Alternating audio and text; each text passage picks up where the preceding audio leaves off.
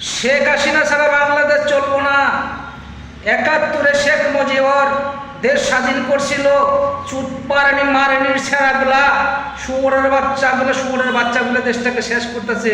শেখ হাসিনাকে এখান থেকে তাড়ায়া কি লাভ হয়েছে? এখন চাঁদাবাজ বেশি হয়েছে।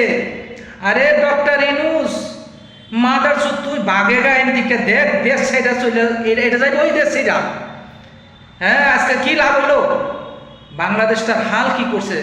সুদ মারানির ছেঁড়ারা, কিছু কিছু টুপিওয়ালা শালা, এই শালা এরাই দেশটাকে শেষ করে ফেলাইলো। ফের শেখ হাসিনারে আবার চাই, শেখ হাসিনারে আবার লাগবো, শেখ হাসিনারে নিয়ে আইতাছি দেহ।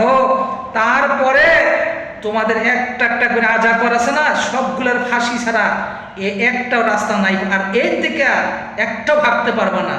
বিদেশে যাবা, চুত মানির ছাড়ারা একটাও যাইতে পারবা না। দেখ কি হাল বানাইতেছি তোদের।